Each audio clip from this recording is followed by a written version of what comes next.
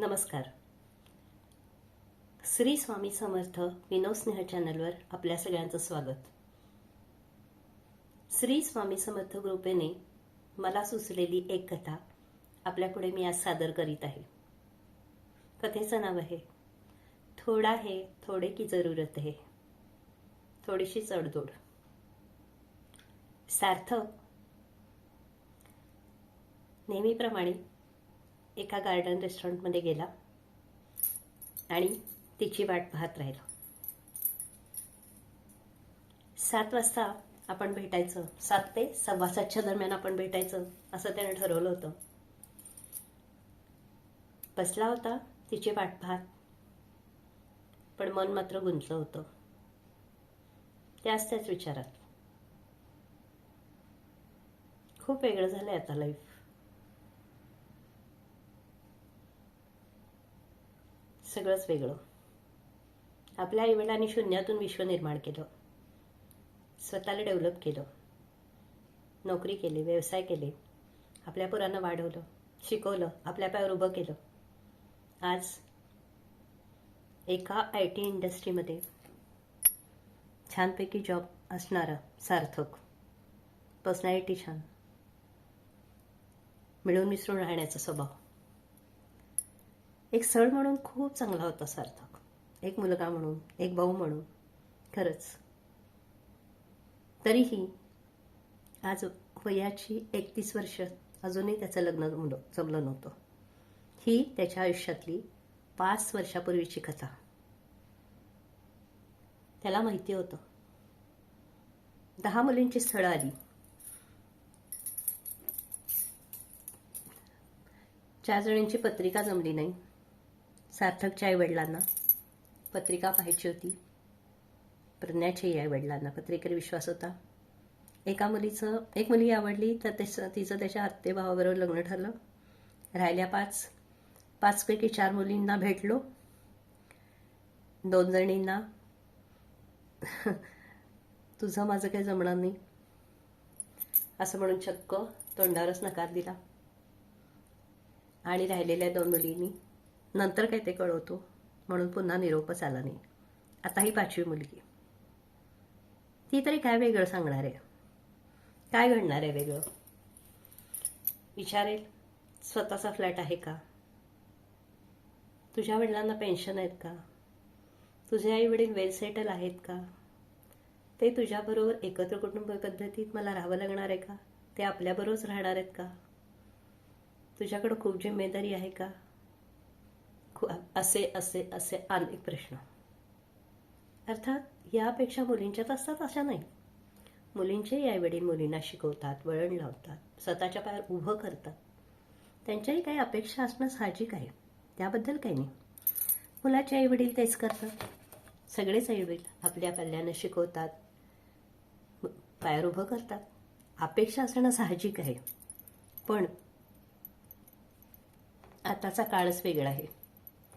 नक्की लग्नाची वय कशामुळे वाढलीत, नक्की कुठं काय जमत नाहीये हेच कळत नाहीये. सार्थकचं उदाहरण हे एक उदाहरण बनून राहिलंय. असं प्रत्येकाचं असतं असं नाही, पण कुठंतरी हे उदाहरण आहेच की जिथं लग्न जमत नाहीये, 4 मुलींची पत्रिका जमली नाही म्हणून नंतर एखाद्या मुलीत त्यालाही काही आवडलं नसेल, असंही असू शकेल.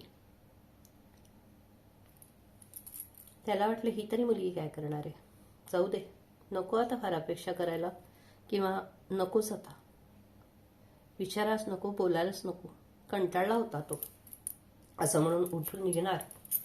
इतक्यात ती समोरून आली.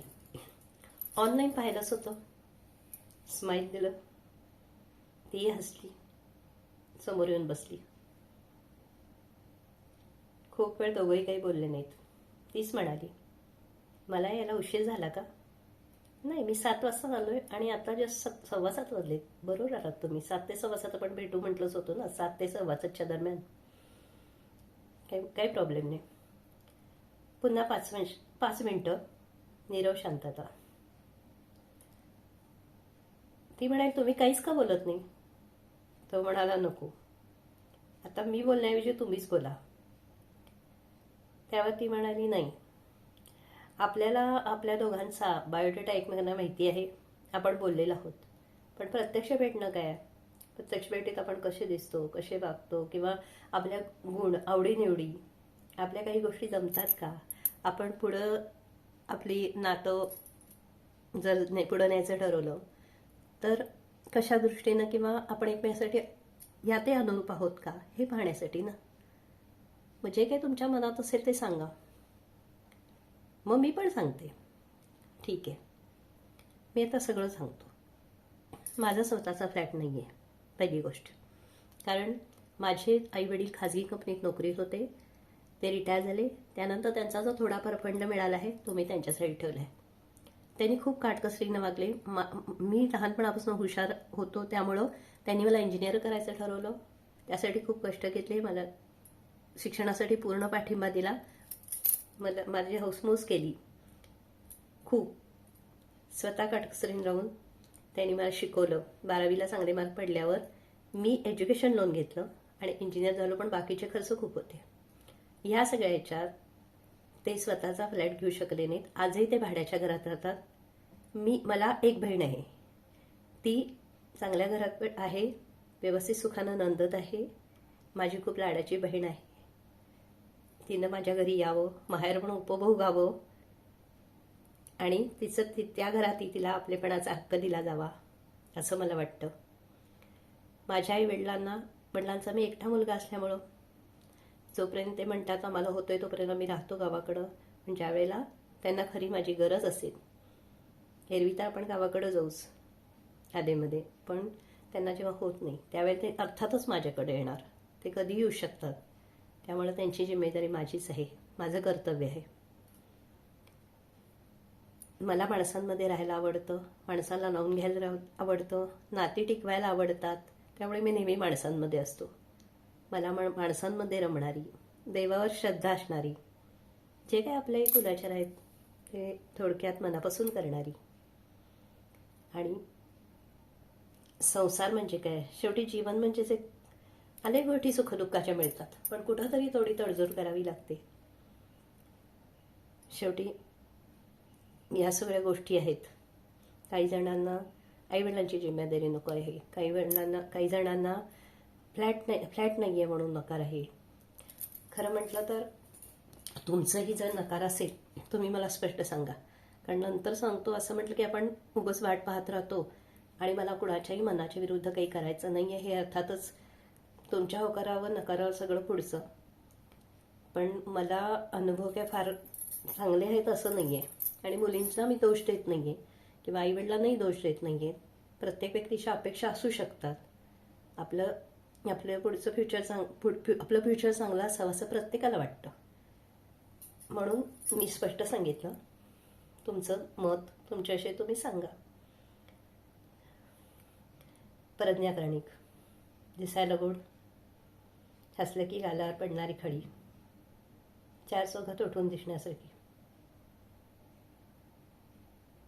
कुठेतरी मनात ग्रीन सिग्नल होता त्याच्या, पण 10 मुलींपैकी 2-3 आवडलेच होते की. मी प्रज्ञा कर्णिक आहे, तुम्हाला माहिती आहे. बायोडेटा तुम्हाला माहिती आहे. आईवडिलांची मी सुद्धा एकुलती एक मुलगी आहे. आईवडिलांनी मला शिकवलं, स्वतःच्या पायावर उभं केलं. माझ्या वडिलांना सरकारी नोकरी होती, रिटायर झाले. मला त्यांनी शिकवताना 12वीला चांगले मार्क पडल्यानंतर पुढच्या शिक्षणासाठी इंजिनिअरिंग करण्यासाठी प्रोत्साहन दिलं. त्याच वेळेला त्यांनी फ्लॅट घेतला आणि फ्लॅटचे हप्ते चालू झाले. आणि त्यामुळं मी एज्युकेशन लोन काढायचं ठरवलं आणि त्यानंतर मी इंजिनिअरिंग झाले. त्यांनी खूप कष्टानं मला शिकवलं. माझी गृहिणी आहे. आता मी IT मध्ये लागल्यानंतर त्यांना खूप आनंद झाला आणि मी स्वतःचं एज्युकेशन लोन पण मी फेडले आणि आता फ्लॅटचेही पण हप्ते त्यांना द्यायला मी मदत केली आहे. हे माझं अर्थ कर्तव्यच होतं, त्यात काही मीपणा नाही. आणि माझं ज्या वेळेला लग्न करायचं असं ते म्हणू लागले त्यावेळेला मी त्यांना एक सांगितलं की माझी इच्छा आहे, जसे मुलाचे आई वडील त्याच्याकडून राहतात तुम्ही माझ्याकडे येऊन राहावं अशी माझी इच्छा आहे.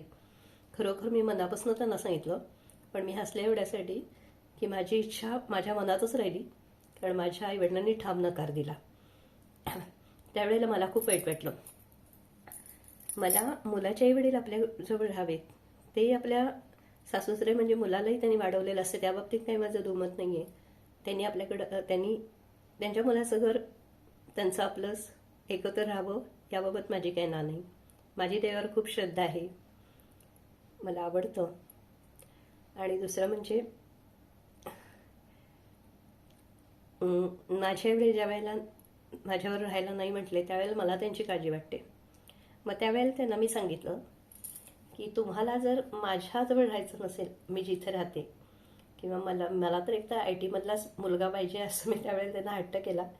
कारण माझा जॉब IT मध्ये आहे, तर IT मधला असेल तर आम्हाला जरा फ्युचर अजून चांगलं करता येईल किंवा माझ्या दृष्टीनं सोयीस्कर होईल.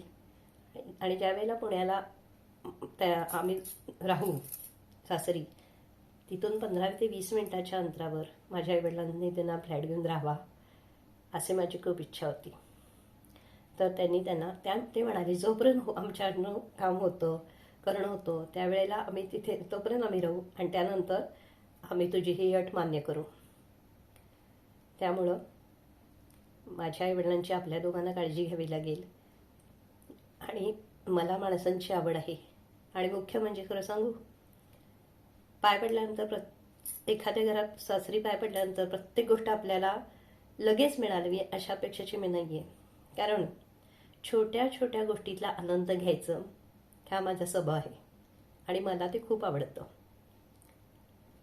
आपण आपलं घर स्वतः दोघांनी किंवा सगळ्यांनी मिळून पाहणं, ते घेणं, त्याची वास्तुशांती करणं आणि घरातल्या छोट्या छोट्या गोष्टी असू देत किंवा मोठ्या गोष्टी असू देत, त्याची खरेदी आपण अगदी मस्त 4 गोष्टी बघून करणं, त्या गोष्टीतला आनंद घेणं, आपण आपल्या घर आपल्या हाताने सजवणं आणि त्या प्रत्येक वस्तूला आपल्या प्रेमाचा, मायेचा आपला स्पर्श असणं, आपली मेहनत असणं, त्यात हा एक आनंद खूप असा विरळ आहे, अमूल्य आहे आणि तो मला घ्यायला आवडतो.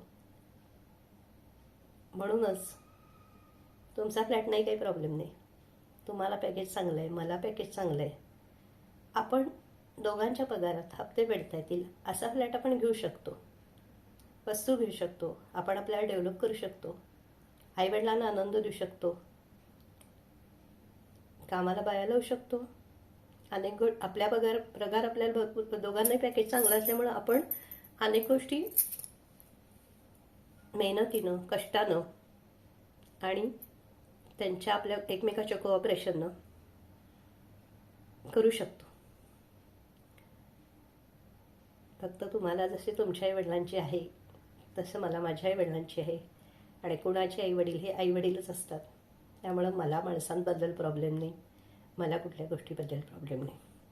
आणि मला माहिती आहे कुठलंही जीवन, संसार जसं प्रेम आहे, आपलेपणा आहे, सुख आहे, तसं थोडंसं दुःख आहे, तसं सगळं आहे, तसं तडजोड पण आहे.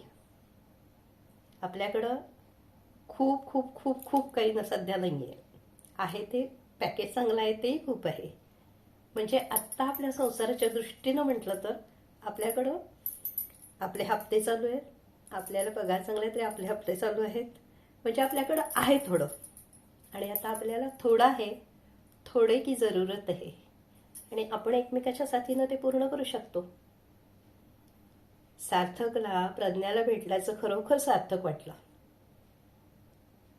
अशाही मुली असतात, पण आपल्याला त्या का आढळत नाही, का इतक्या उशिरा भेटतात. प्रज्ञा आणि सार्थकचं लग्न झालं, सुखाचा संसार चालू झाला. कधी सुख, कधी थोडेसे ॲडजस्टमेंट,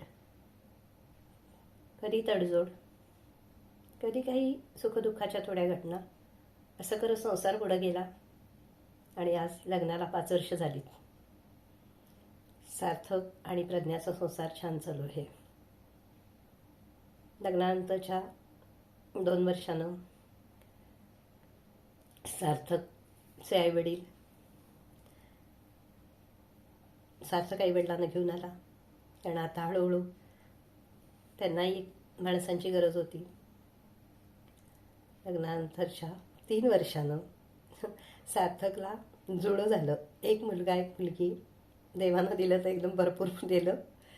आणि प्रज्ञा ही आपल्या आईवडिलांना पुण्याला घेऊन आली.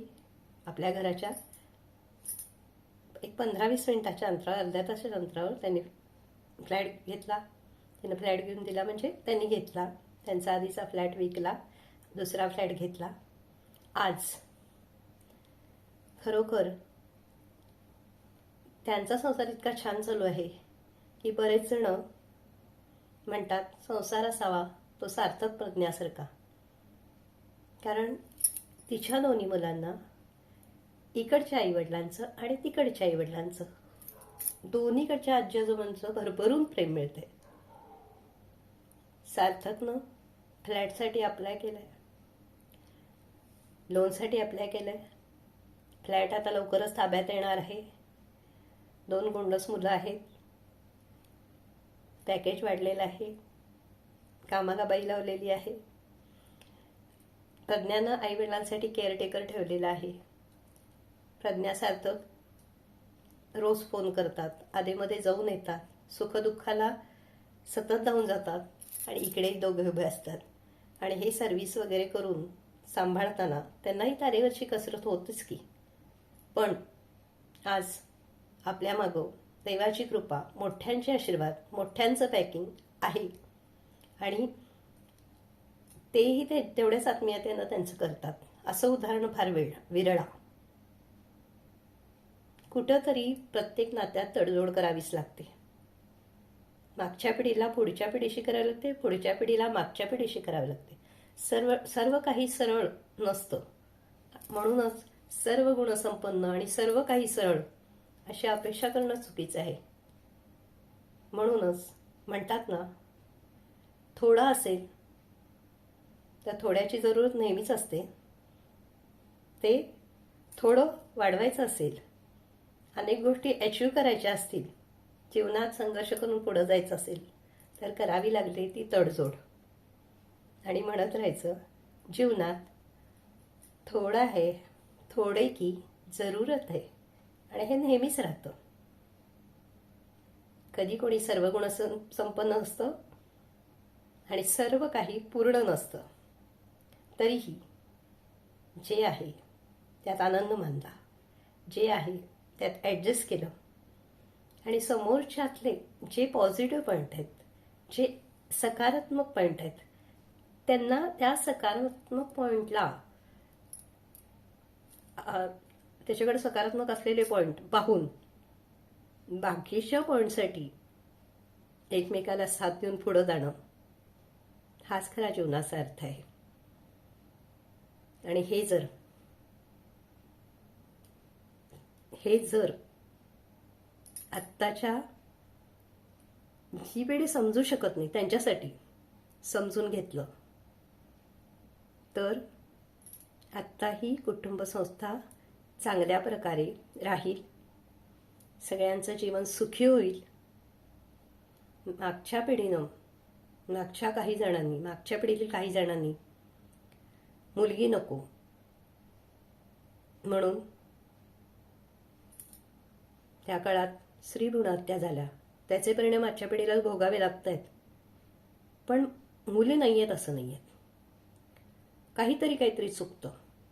मुलांचंही मुलींचंही आणि बरंचसं बरोबर पण आहे. पण कुठंतरी तडजोड करण्याशिवाय पर्याय नाही आहे. अर्थात हे प्रत्येकासाठी नाही आहे, पण काही वेळा काही ठिकाणी अशा गोष्टी घडतात. म्हणून सार्थक आणि प्रज्ञाचं उदाहरण अतिशय मनाला भावून जातं, स्पर्श करून जातं. या जोडीला खूप सुखसंपदा लाभू दे. त्यांचं जीवन असंच मस्त ते जगू देत. त्यांच्या दोघांच्या आईवडिलांना दीर्घायुष्य लाभू दे आणि त्यांचंही जीवन, ह्या जोडीचं जीवन, त्यांचं जीवन सुखसंपदेत जाऊ देत. आपणही घेऊया त्यांचं उदाहरण, करूया थोडी ॲडजस्ट आणि म्हणूया थोडा है थोडे की जरूरत है आणि त्यासाठी तडजोड करने की जरूरत है बाबा. धन्यवाद.